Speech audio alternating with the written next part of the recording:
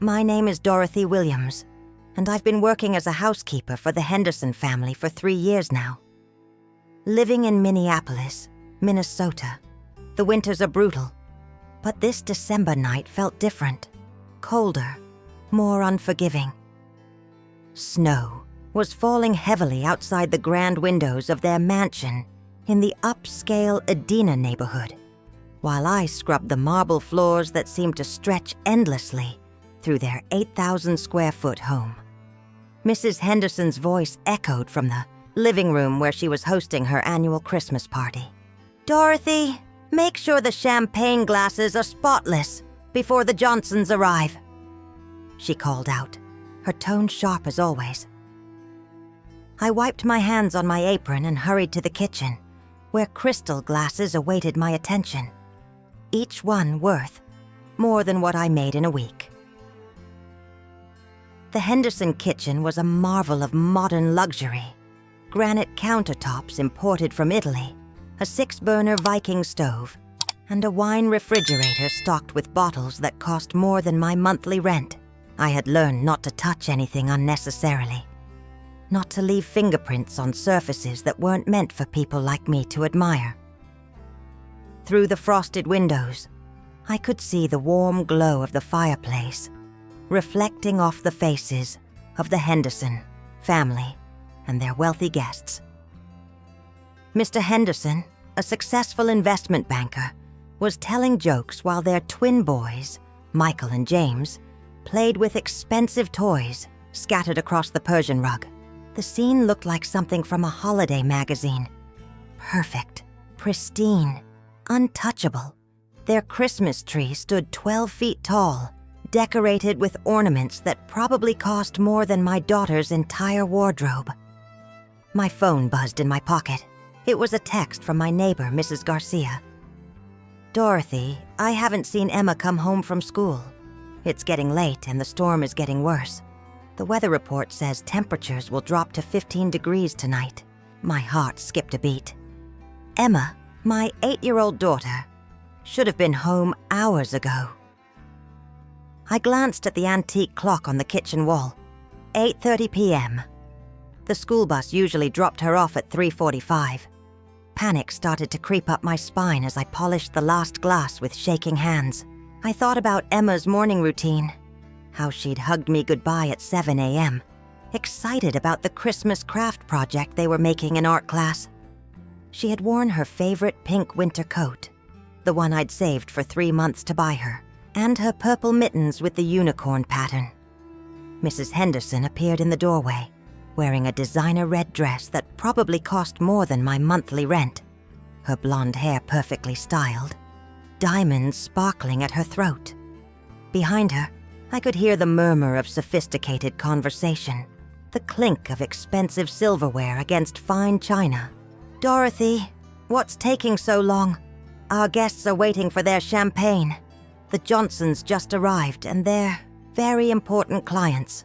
I swallowed hard, knowing I needed to ask for permission to leave, something that always felt like begging.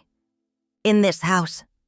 In 3 years of employment, I had learned that my personal life was an inconvenience to be minimized, not a priority to be respected. "Ma'am, I need to check on my daughter. She hasn't come home from school, and with this storm..." Mrs. Henderson's expression hardened, her perfectly applied lipstick forming a thin line of disapproval.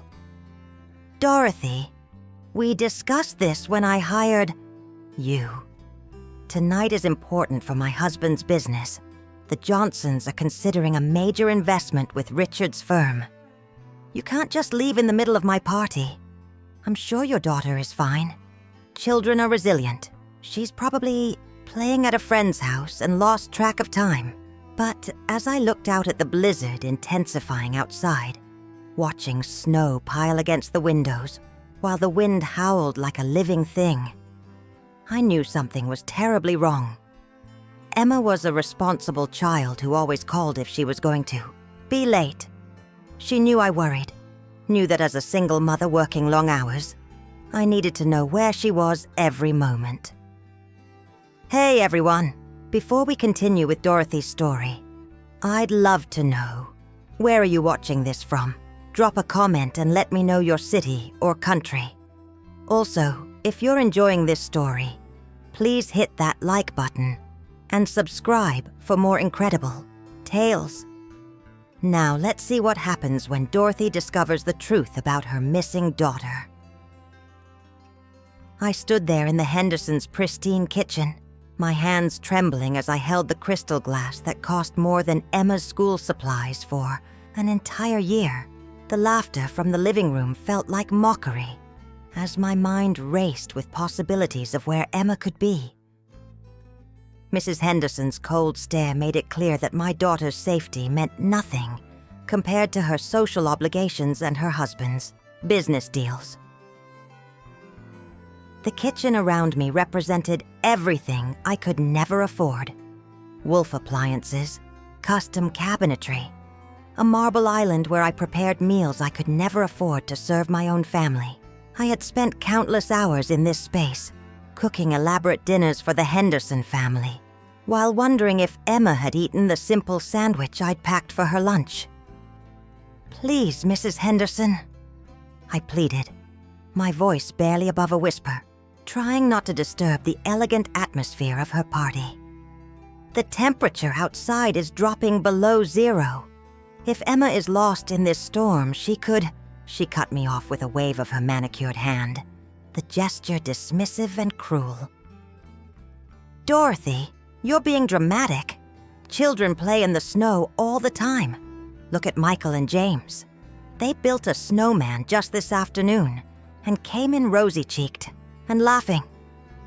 Finish your duties first, then you can make your calls. I'm paying you to work, not to worry about things that are probably nothing." My phone rang. It was Mrs. Garcia again, her voice strained with concern. I answered quickly, stepping into the pantry for privacy, surrounded by shelves stocked with expensive imported foods that could feed my family for months. "Dorothy, I called the school. They said Emma never got on the bus today. The driver remembers her standing at the stop, but when he came back around for the second route, she was gone. I also called Roosevelt Elementary. They said she stayed late to help Mrs. Patterson clean up after art class." The blood in my veins turned to ice.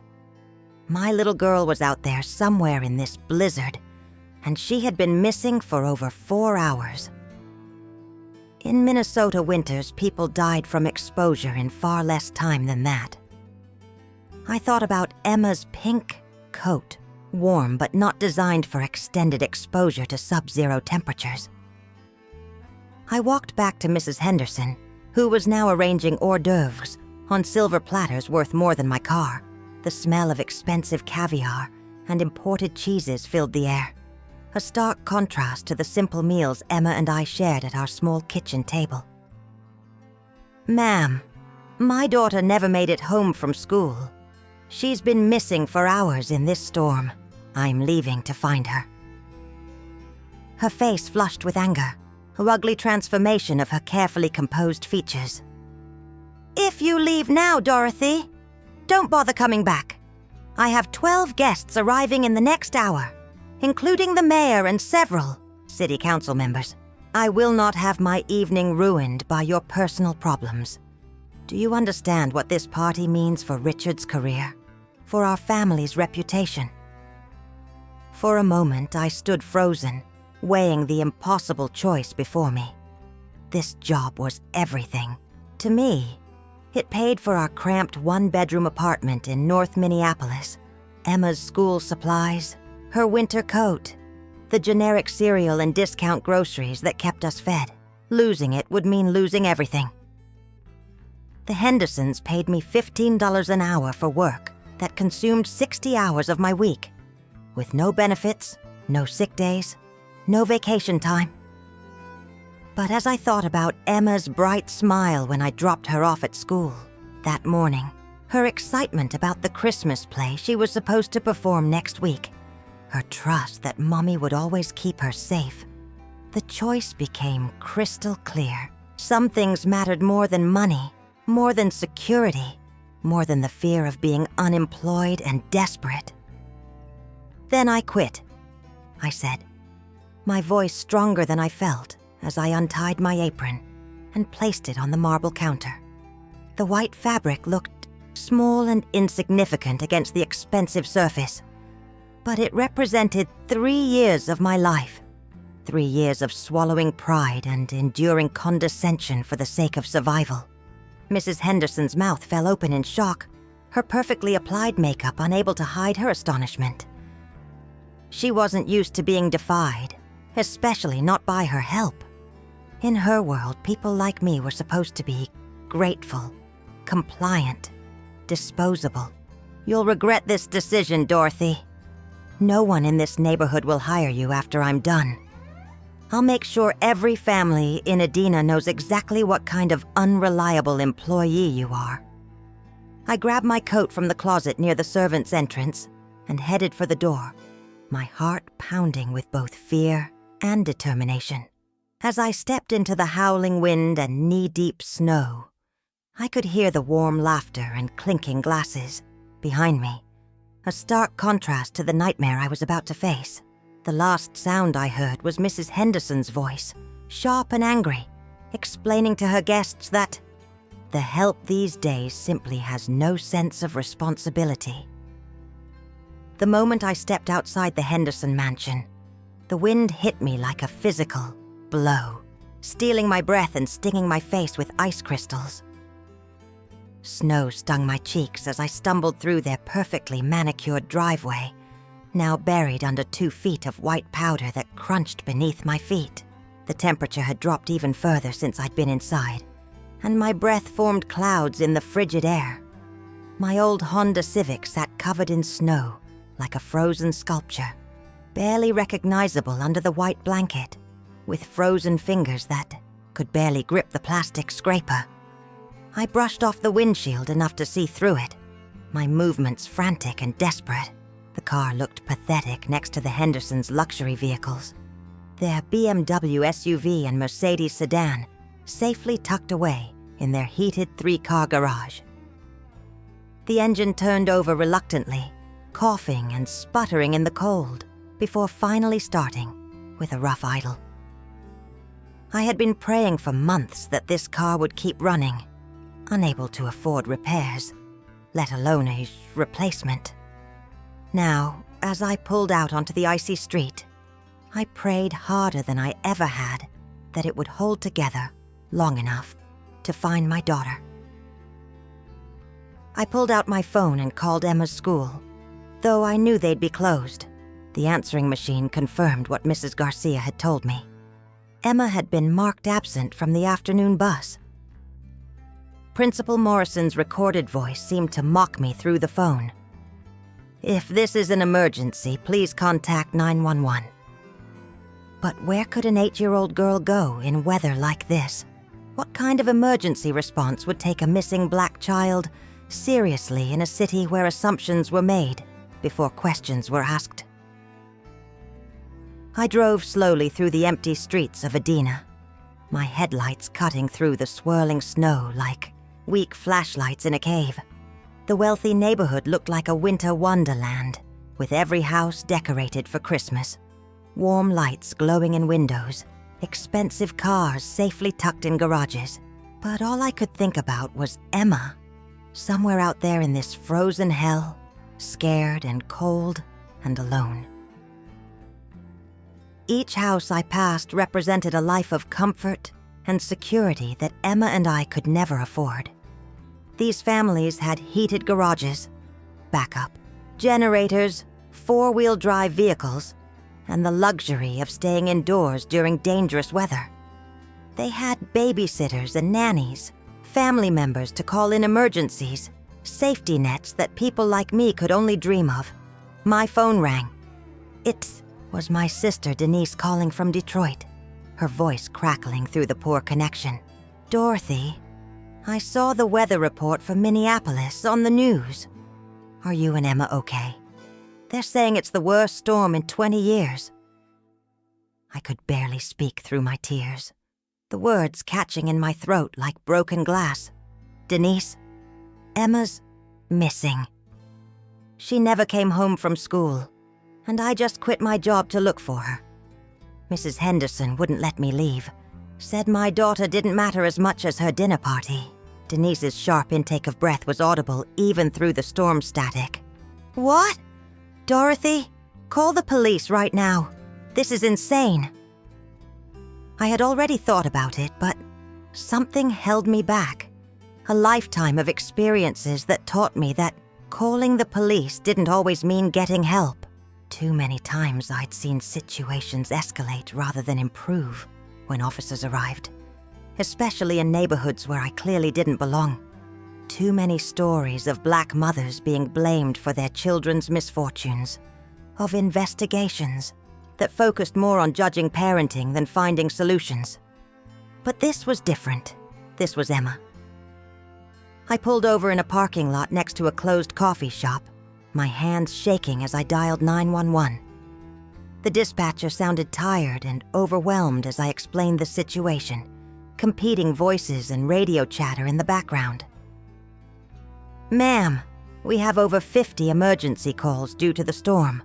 Car accidents, power outages, people trapped in their homes.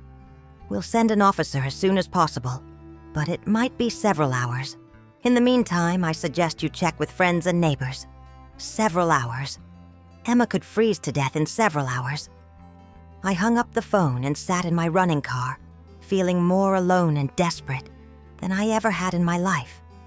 The radio, weather report crackled through the speakers. Current temperature is negative 12 degrees Fahrenheit, with wind chill making it feel like negative 30. This is a life-threatening situation for anyone exposed to the elements. Friends. Emma's best friend was Lily Chen, whose family lived about 10 blocks from our apartment in a modest neighborhood that bridged the gap between wealth and poverty. I turned the car around and headed toward their house, praying that Emma had somehow made it there safely, that this nightmare would end with a simple explanation and a warm reunion. I arrived at the Chen family's modest split-level house to find it mostly dark except for a single porch light, casting a warm glow on the snow-covered steps. My heart sank as I rang the doorbell, knowing that if Emma were here, there would be signs of life. Children's voices, lights on, the sounds of activity. Instead, there was only the eerie silence of a house settling in for a quiet evening. Mrs. Chen answered the door in her bathrobe, her kind face immediately filled with concern when she saw my panicked expression and snow-covered clothes. Steam escaped from inside her house, carrying the smell of dinner and the warmth of a family safe from the storm. Dorothy, what's wrong? You look frozen solid, and where's Emma? She ushered me inside, and I quickly explained about Emma while Mrs. Chen wrapped a blanket around my shoulders and put a hot cup of tea in my trembling hands. Her living room was modest but cozy. Family photos covering the walls, children's artwork taped to the refrigerator, the comfortable chaos of a home where children were loved and priorities were clear. Mrs. Chen shook her head sadly as I finished. My story. Lily is at her grandmother's house tonight. They went to the mall earlier and decided to stay overnight because of the storm. Emma hasn't been here at all today, but let me call some of the other mothers from school. Maybe someone has seen her or knows something. While Mrs. Chen made calls from her kitchen, I sat in her warm living room, feeling the heat slowly return to my fingers and toes. Through the window, I watched the snow continue to fall, relentlessly, each flake taking Emma further away from safety. The contrast between this warm, loving home and the cold mansion I had just left was stark. Here, a child's welfare would never be secondary to adult social obligations. Mrs. Chen returned with disappointing news, her face grave with concern. I called Mrs. Patterson, Emma's teacher, and she confirmed that Emma stayed after school to help clean up the art room. She said Emma left around 4:15 p.m. to catch a late bus, but when Mrs. Patterson checked the parking lot, all the buses had already gone. She tried to find Emma to offer her a ride, but couldn't locate her. My blood turned to ice. Emma had been stranded at school, had tried to walk home in a blizzard, and no adult had made sure she got safely to her destination. I thought about the distance from Roosevelt Elementary to our apartment. Nearly 3 miles through neighborhoods Emma didn't know well, across busy streets, past construction sites, and vacant lots where a small child could easily become lost and disoriented. "Dorothy, I'm going to help you search. My husband can stay here in case Emma shows up or calls." I wanted to protest, to tell her it wasn't her problem, but I was grateful for the support. In that moment, I realized how alone I truly was in this city. No extended family nearby, no support network. Just me and Emma against a world that seemed designed to swallow people like us. We bundled up in every warm item Mrs. Chen could find and got back in my car, which was already covered with a fresh layer of snow. The engine protested starting again, turning over reluctantly in the cold. Mrs. Chen didn't complain about the lack of heat or the car's rough idle. She simply helped navigate as we drove slowly through the residential streets near Emma's school. The search felt hopeless. We checked the playground, now buried under snow with only the tops of swings visible above white drifts. We checked the public library, closed and dark. We stopped at the small corner store where Emma sometimes bought candy with her allowance. The owner remembered seeing her that afternoon, but said she had left around 4 p.m., heading toward the bus stop. Each location we checked felt like another door closing on hope. The temperature continued to drop, and even inside the car with the heater running, I could feel the cold seeping through the windows. How could Emma survive this? She was just a little girl, not equipped for survival in conditions that challenged even adults with proper gear and preparation. Then as we turned down Maple Street, heading back toward the wealthier part of town where the Henderson mansion stood like a fortress of privilege, I saw something that made my blood run cold. In the distance, near the Henderson estate, I could see a small figure huddled against the side of a detached garage. The figure was too small to be an adult, wearing what looked like a bright pink coat. Emma's favorite winter jacket, the one I had saved for months to buy her. "There!" I screamed, pointing through the windshield with a shaking finger. Mrs. Chen squinted through the snow, her intake of breath sharp when she saw what I was pointing at. "Oh my God, Dorothy! I think that's her!" I slammed on the brakes and jumped out of the car before it had fully stopped, running through the deep snow toward the garage, my heart pounding with terror and hope. As I got closer to the garage, my heart broke into a million pieces. There was Emma, curled up in a ball against the garage door like a wounded animal seeking shelter. Her lips were blue with cold, her small body shivering uncontrollably, her eyes barely open and unfocused. She was less than half a block from the Henderson house, where I had been serving champagne and polishing silver while my daughter was freezing outside, literally dying from exposure. The pink winter coat I had worked overtime to afford was now soaked through with snow and ice.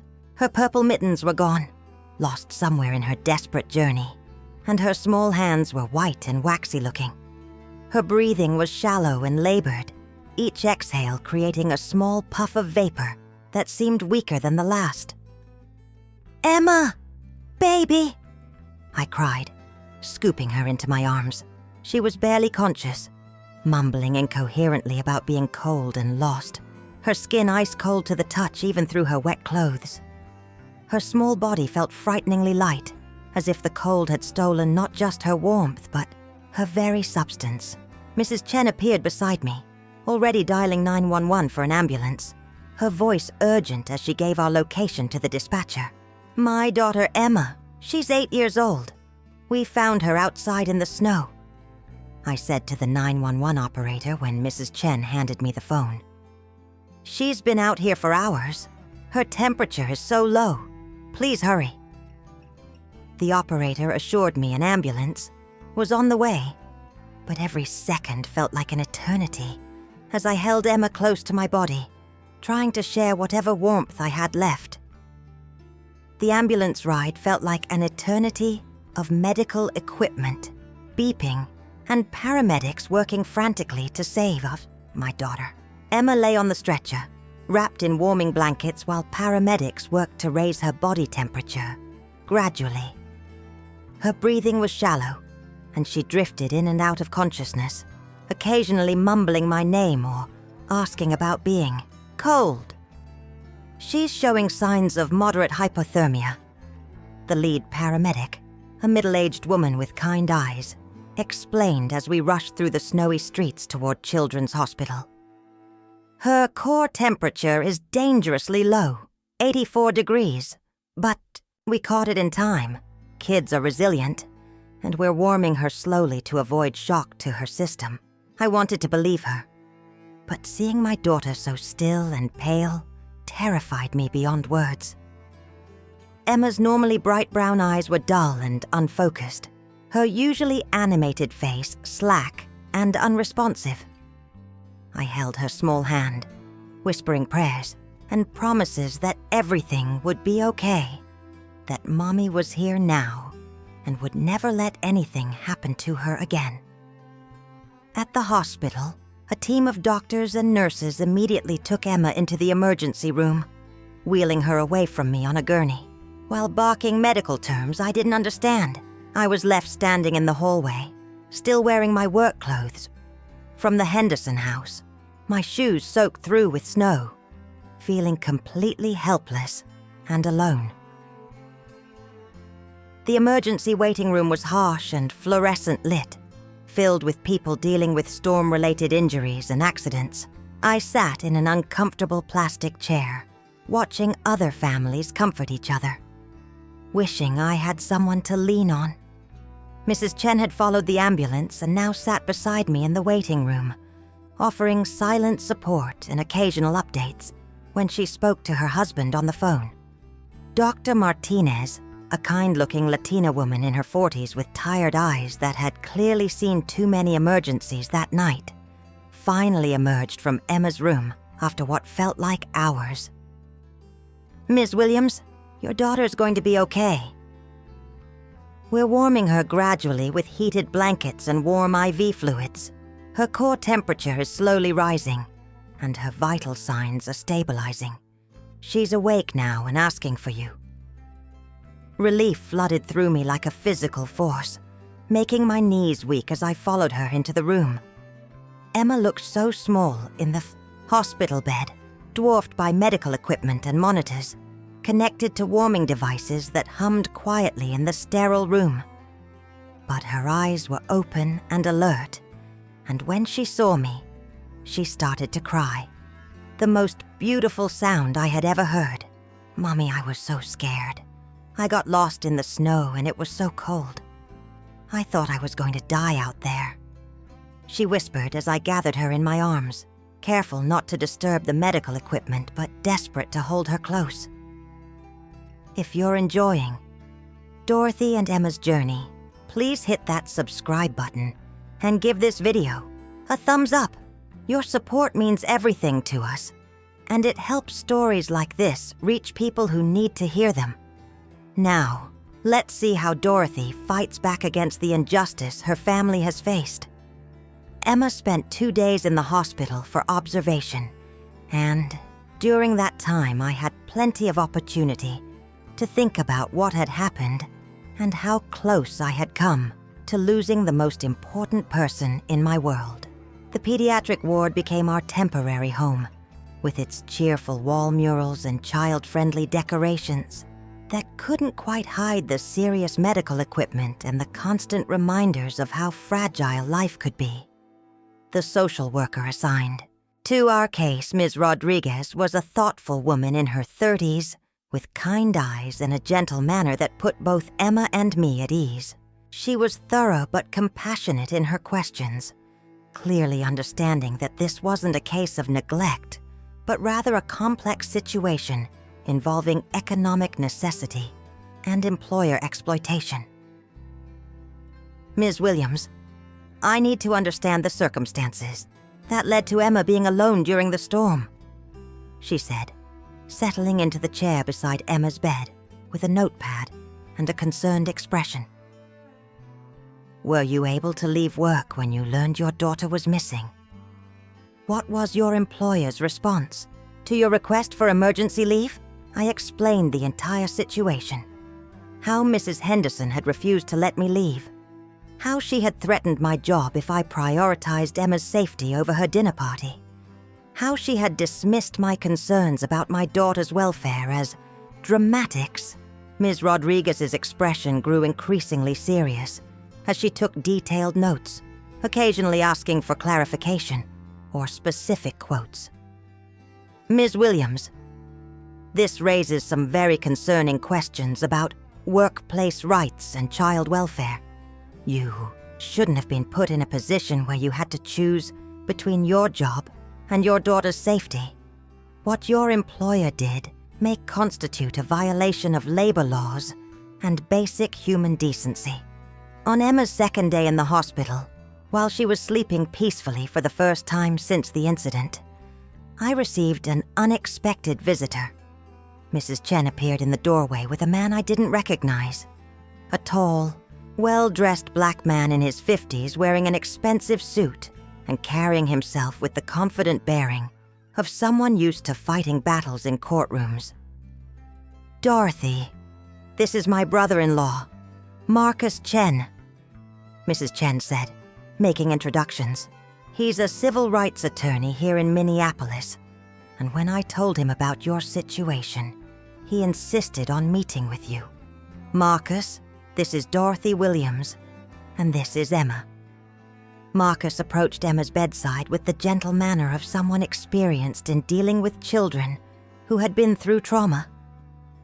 He spoke softly to Emma about her stuffed animals and get-well cards before turning his attention to me with a more serious expression. Ms. Williams, Mrs. Chen told me about your situation with the Henderson family. What they did, preventing you from searching for your missing child, threatening your employment, prioritizing their social event over a child's life, may constitute a violation of your basic human rights as a worker and a parent. I was skeptical, conditioned by years of experience to believe that rich people like the Hendersons were untouchable, protected by their wealth and social connections, able to treat people like me however they wanted without consequences. Mr. Chen, I appreciate your concern, but people like me don't win against people like them. They have money, lawyers, connections. I just need to focus on finding another job and taking care of Emma. Marcus sat down beside Emma's bed, his expression both gentle and determined, the look of someone who had fought these battles before and understood both their importance and their difficulty. Ms. Williams, I understand your hesitation. The system isn't fair, and people with money do have advantages. But this isn't just about you anymore. How many other domestic workers are being treated this way? How many other children might be put at risk because their parents are afraid to lose their jobs? He pulled out a tablet and showed me news articles about similar cases across the country. Domestic workers denied basic rights, families torn apart by economic desperation, children suffering while their parents served wealthy employers who viewed them as property rather than people with rights and dignity. Dorothy, Marcus continued, his voice passionate but controlled. You have a powerful story. Emma's near-death experience while you were forbidden from leaving work is exactly the kind of case that can bring attention to these injustices and create change. Are you willing to fight back? Not just for yourself, but for every worker who's been silenced by fear. I looked at Emma, who was coloring in a book Mrs. Chen had brought, her small hands steady now, her color returning to normal. She was alive and safe, but the trauma of that night would stay with both of us forever. Maybe it was time to stop accepting injustice as inevitable. 3 weeks after Emma's hospitalization, Marcus Chen and I sat in his downtown Minneapolis law office on the 23rd floor of a gleaming building that offered panoramic views of the city. The office was impressive. Mahogany furniture, law books lining the walls, framed degrees and awards testifying to his successful career fighting for civil rights and social justice. "The Hendersons' attorney contacted me yesterday," Marcus said, reviewing documents spread across his mahogany desk. "They're offering a settlement, $50,000. Plus, they'll provide a positive employment reference and agree not to interfere with your future job searches. They want this to go away quietly before it gains more media attention." $50,000 was more money than I'd ever seen at once. More than I made in 3 years working for the Henderson family. It could pay for Emma's therapy to deal with the trauma of that night, help us move to a better neighborhood with safer streets and better schools. Maybe even let me go back to community college to get the nursing degree I'd always dreamed of. But Marcus could see the conflict in my eyes, the war between practical necessity and principled resistance. "Dorothy, this is entirely your decision. No one would blame you for taking the settlement. You have Emma to think about, bills to pay, a future to secure. But I need you to understand what accepting means. You'd have to sign a non-disclosure agreement. You'd never be able to tell your story again, never be able to speak out about what happened that night." The implications hit me like a physical blow. Taking their money would mean silencing my voice, allowing the Henderson family to continue treating other workers the same way they had treated me. It would mean that Emma's near-death experience would become just another secret buried by wealth and power, another injustice swept under the rug of legal settlements and NDAs. That evening, I sat with Emma at our small kitchen table in our cramped apartment while she did homework. She had nightmares sometimes, waking up crying about being cold and lost, calling out for me in the darkness. The trauma of that night had changed both of us. She was more clingy, more fearful, and I was more protective, more aware of how quickly everything could be lost. Our apartment felt different now, smaller and more fragile. The thin walls that had once seemed cozy now felt insufficient, offering little protection against a world that had shown us how expendable we were. But as I watched Emma concentrate on her math problems, her tongue poking out slightly in concentration, the way it always did, I realized this wasn't just about money. It was about making sure no other child had to go through what Emma did. "Marcus?" I called him the next morning, my voice steady with resolve. "I'm not taking their settlement. We're going to trial. I want to tell my story, and I want the world to know what the Henderson family did to us." The weeks leading up to the trial were intense and overwhelming. Marcus and his team of paralegals and investigators gathered testimonies from other domestic workers who had similar experiences with wealthy employers, women who had been denied time off for medical emergencies, mothers who had been forced to choose between their children and their paychecks, workers who had been treated as less than human. Mrs. Garcia testified about seeing me struggle to balance work demands with single motherhood, how she had watched me leave for work sick because I couldn't afford to lose a day's pay. Even Mrs. Chen took the stand, describing the night she helped me search for Emma and the condition we found her in. The media attention was overwhelming and often hostile. Some people supported me, calling me brave for standing up to injustice and fighting for workers' rights. Others accused me of being greedy, an opportunist trying to take advantage of my employer's wealth. The online comments were particularly vicious, with some people suggesting that I was a bad mother for not watching Emma more carefully, that I deserved what happened for being irresponsible. But then something amazing began to happen. Other domestic workers started reaching out, sharing their own stories of mistreatment and exploitation. A Facebook group called Justice for Dorothy and Emma grew to thousands of members. Local politicians began talking about domestic workers' rights legislation. The story resonated beyond Minneapolis, sparking conversations about inequality and justice in cities across the country. The night before the trial, I couldn't sleep. I kept thinking about Mrs. Henderson's cold dismissal of my concerns, her assumption that my daughter's life mattered less than her dinner party, her threat to ruin my reputation if I dared to prioritize my child's safety over her convenience. Tomorrow I would face them in court, and for the first time in my life, we would be equals under the law. The courthouse was packed on the morning of our trial, with supporters, reporters, and curious onlookers filling every available seat. I wore the only professional outfit I owned, a navy blue dress I had bought for job interviews years ago, paired with shoes that were comfortable but worn.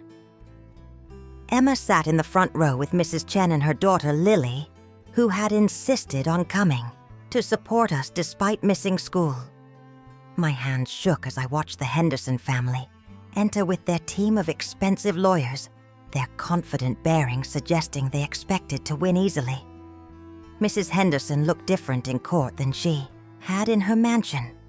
Less commanding, more vulnerable, dressed conservatively rather than ostentatiously. She avoided making eye contact with me, even when Marcus presented evidence of our text exchanges from that night, showing how I had begged to leave and search for Emma. Mr. Henderson sat beside his wife, his face expressionless as he listened to testimony about his family's treatment of their domestic help. Their twin boys weren't present, protected from the ugliness of their parents' actions by expensive private schools and nannies who shielded them from consequences. The prosecutor, Assistant District Attorney Sarah Kim, was a young Korean American woman who had volunteered to take the case after reading about it in the newspaper. She painted a clear and damning picture of what had happened that night, her voice strong and confident as she addressed the jury. Ladies and gentlemen of the jury, this case is about basic human decency and the fundamental right of a parent to protect their child. Ms. Williams wasn't asking to leave work early for personal reasons or convenience. She was trying to save her child's life. The defendant's refusal to allow this, combined with her threats of termination and professional retaliation, created a situation that nearly resulted in the death of an 8-year-old girl. Mrs. Henderson's attorney, a silver-haired man in an expensive suit, tried to argue that I was responsible for Emma's situation, that I should have made better child care arrangements, that the Hendersons couldn't be expected to accommodate every personal crisis of their domestic staff. But Marcus was prepared for every argument, every attempt to shift blame away from his clients. He presented evidence showing that my wages barely covered basic necessities, that quality childcare was financially impossible on what the Hendersons paid me. He showed the jury photos of Emma in the hospital, testimony from Dr. Martinez about the severity of her condition, and expert witness testimony about hypothermia and survival times in Minnesota winter conditions. Then came the moment I had been both dreading and anticipating, my testimony. Walking to the witness stand, I felt the weight of not just my own story, but the stories of countless other workers who had been silenced and mistreated by employers who viewed them as less than human. Ms. Williams, Marcus asked gently, when you found Emma that night, what went through your mind? I took a deep breath, looking out at the packed courtroom, seeing faces of supporters and skeptics alike, knowing that my words could change everything. I thought about how close I had come to losing her forever. I said, my voice steady despite my racing heart. But I also thought about how she had been seeking help at the very place where I worked, where I was told her life didn't matter as much as serving champagne to wealthy guests. I thought about all the other mothers like me who are forced to choose between their children and their survival.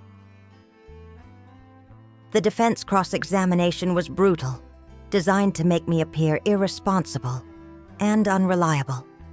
They questioned my parenting, my work history, my decision to quit that night. But I had lived through Emma's near-death experience, and no amount of legal maneuvering could diminish the truth of what had happened. The jury deliberated for less than 3 hours, a remarkably short time for such a complex case. When they returned, their verdict was clear and unequivocal. The Henderson family was liable for $200,000 in damages, plus legal fees. But more importantly, the judge issued a statement about the case that would be cited in future domestic workers' rights legislation. Outside the courthouse, reporters crowded around us with cameras and microphones. "Ms. Williams, what's next for you and Emma?" one asked. I looked down at my daughter, who was holding my hand tightly. No longer the scared little girl who had nearly frozen to death, but someone who had learned that justice was possible, that voices could be heard, that change could happen. "We're going to keep fighting," I said, looking directly into the cameras. Not just for us, but for every worker who's been told their family doesn't matter, their children don't matter, their humanity doesn't matter. This is just the beginning. 6 months later, Minnesota passed the Domestic Workers' Bill of Rights, with Emma and me standing beside Governor Tim Walz as he signed it into law. The legislation guaranteed basic protections for domestic workers: the right to emergency leave, protection from retaliation, minimum wage guarantees, and legal recourse for mistreatment. Emma started 4th grade that fall at a new school in a better neighborhood, her confidence restored, her future bright with possibilities. Sometimes justice comes slowly, but when it comes, it changes everything. Thank you so much for following Dorothy and Emma's incredible journey. If this story moved you, please subscribe to our channel and hit that notification bell for more inspiring true stories of courage and justice. Share this video with someone who needs to hear about fighting for what's right, even when the odds seem impossible. Until next time, remember, every voice matters, every story can change the world, and every person deserves dignity and respect.